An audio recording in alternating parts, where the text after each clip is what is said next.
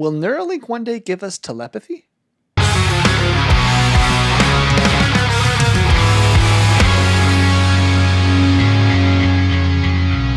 Welcome back to Deaton Street. We kind of saw some news getting away from the AI just a tad, but kind of still AI. Neuralink, the first Neuralink implant has been done on a human subject, a test subject, or whatever you want to call it. And it's kind of wild. Yeah, so I'm sure everyone saw the video that came out. I think it was like released or streamed live on X It's from a Neuralink employee. Very interesting. I'm sure we'll pop that video in right here. My name's Nolan Arbaugh. I'm 29 years old. About 8 years ago, I was in kind of a freak diving accident and dislocated my C4, C5. So I'm a complete quadriplegic. So I'm paralyzed from below the shoulders. I have no sensation or movement below my level of injury, so below my shoulders. Yeah, that about covers it, right?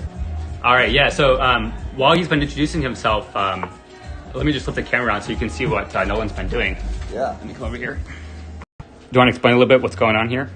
Yeah, so I love playing chess, and so this is one of the things that y'all have enabled me to do, something that I wasn't able to really do much the last few years, especially not like this. I had to use like a mouse stick and stuff, but now it's all being done with my brain. If y'all can see the cursor moving around the screen, that's all me, y'all. It's pretty cool, huh? Actually, can you pause the song just for the audio coming through? And that was also done with your brain? Yep. It's all brain power up there. So, as you can see, the Neuralink chip is, I'm assuming that it's more geared towards helping out those that can't do, your paralyzed people, people who can't do basic motor functions like this guy. He's a quadriplegic, as he said. And he's able to play chess on his computer with his brain, and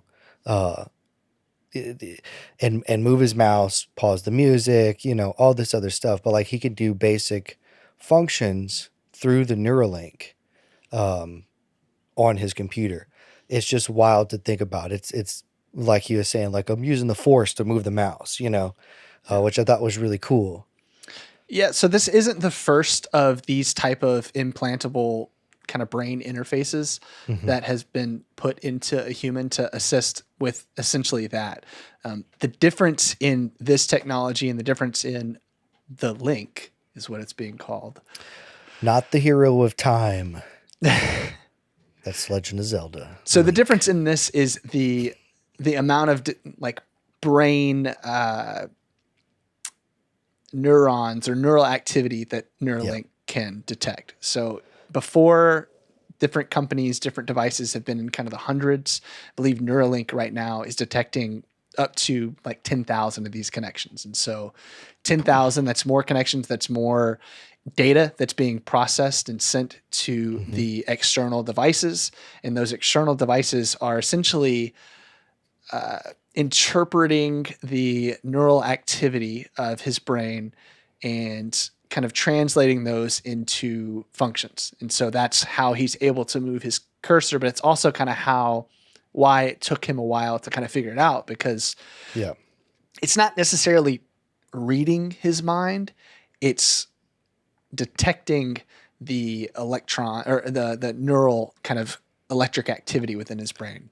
Yeah, it's basically detecting like the movement that he would think of to move his hand to the mouse pad and move the cursor.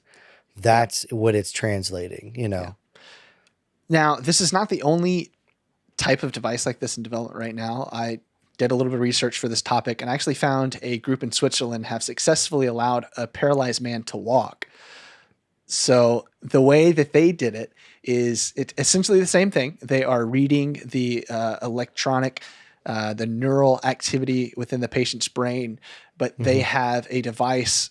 They're essentially sending those, like you were saying, those motor function movements past the point where he has an injury. This individual, I believe, had a spinal injury that disconnected his nervous system. They're just bypassing that part of the nervous system. So taking the device and sending it past as an input. So super cool. So let me ask you this: is it, because I didn't look at that? Yeah. Is it like using an exoskeleton, or it is actually moving his body? So I believe there is part of an exoskeleton type situation to assist him, but only to kind of, I think, to assist him with like Just building just up be muscle up. inside. Yeah, But yeah, I yeah. think that no, I think it's sending the signals like your nervous system would to your legs. That's nuts. And that's where this type of technology gets really, really exciting. And Mm-hmm. everyone, I think, including Elon Musk, gets very excited about the science fiction part of this, the ability Yeah. to control our computers and our phones and telepathically send messages and stuff between each other. And Yeah. all of that is certainly possible down the way.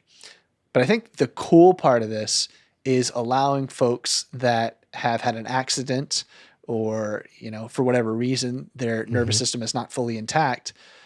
It allows them to have a more full, fulfilled life. So, I mean, it's always super cool.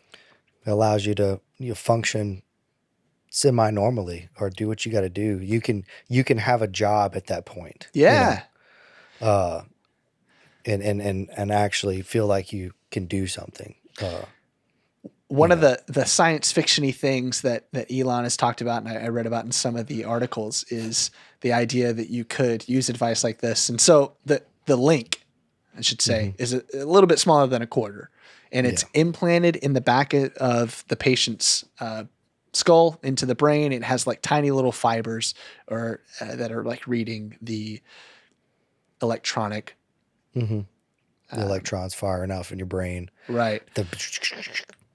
So this could potentially, down the way, as it reads more and more of these connections, could potentially allow you to access like the internet from your brain and not need that kind of extra device, computer, phone type of deal. So kind of moving past the application that's going to be used for right now, let's put ourselves 20 years in the future.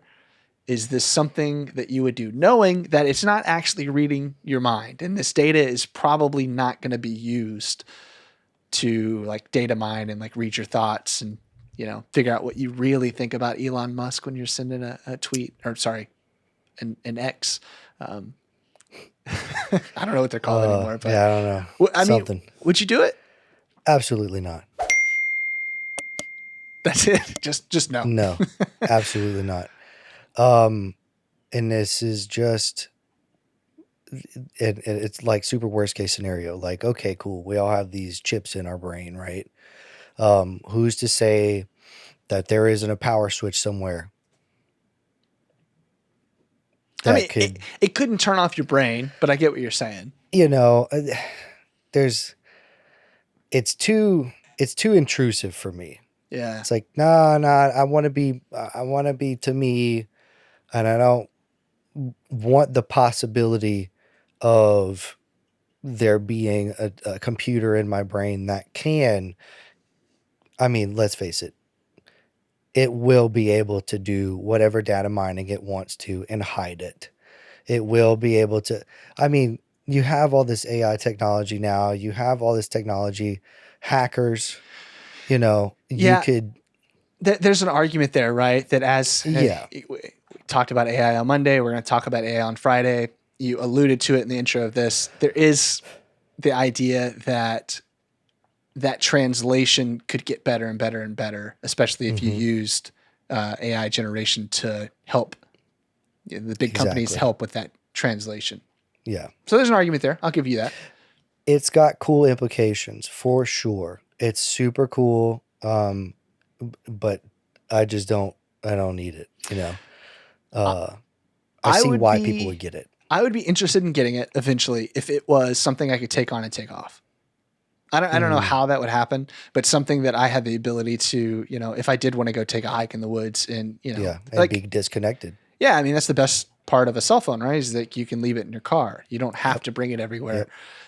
You don't have to think about everything. You don't have to know everything at the drop of a bucket. I wonder if there is a little bit of disconnect for, I would say, like the highly functional people in our society that, you know, the Elons, the Sam Altmans, the folks that are CEOs of large companies that are constantly trying to grow those companies. I wonder if there's a little bit of disconnect because they wish that they could have information as quickly, you know, and at hand. And that's way more important for them. That makes For sense. me, I kind of have to turn it off and I have to get away from my computer because I'll spiral if I continue to search and learn new things. So I guess my answer is like, yes, I would maybe do it eventually if I could Matrix style unplug from it. Yeah. Then we're going to unplug one day and you're going to wake up in like a ship and we're going to be fighting these octopus alien things in the Matrix. Like that's what's going to, no. Who's to say? Who's to say that's not the actual reality? We don't know. You know? We don't know. One of the things that I read on here that kind of gave me pause and kind of scared me a little bit is that I think originally the FDA didn't want to allow Neuralink to put the device in a human because of the lithium-ion battery in it. And I don't know if it still has a lithium-ion battery, but those things scare the crap out of me anyway. Like my phone and stuff, it scares me that there's a they lithium-ion. explode. They have exploded, yeah. Okay, backtrack a little. Instead of an on and off switch, hit the red button. You know, Yeah, your that's not Suicide great. Squad at that point. It's not great. Yeah, no. I would lithium-ion assume battery. they figured that out. How do you charge it? I don't know. I have a lot of questions know? like that. Yeah. They didn't really, in the one article you had put on here, they didn't really go too far into it, but one of the sentences was like, it's still, of course, it's early development of the link, but it still has its flaws that they were saying. But they didn't go into what flaws it had. I'm like, tell me what's wrong with it, because that's interesting too. Yeah. Well, it's secretive. Kind of like all the AI stuff. You know, there are certainly models. I think Q plus or Q whatever star is an AI model that is generated or being worked on by OpenAI, and OpenAI won't say what it is. So there's certainly things that are wrong that we're just not being told. Yeah. I think that's the scary part of where we are with technology, is that it is going to affect our lives greatly, but we're not really sure what all the downsides are because the companies are not being upfront and honest about the downsides. And I think that probably applies here as well. Some of the companies don't even want to talk where they get their data from. They don't. They don't want to talk about it. They don't. Yeah. Yeah. So, yeah, I don't know. It's a very interesting development. I'm happy that it's going to help folks that need the help. Yeah. I am wary That's the cool or part weary about what it could mean for the future. Yep. For sure. Well, let us know what you think about the Link. And not the Hero of Time, because we all know the real Link is on your Nintendo. But let us know what you think about the Link, like, you know, if you would get it, if you wouldn't get it, you know, what side you stand on, me or Zach.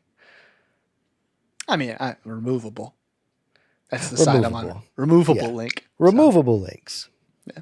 So Magneto helmet style. Ooh, cool. Yeah, absolutely. So cool. All right. Well, like and subscribe, you know, all the fun stuff. And then now we do the see ya. Peace.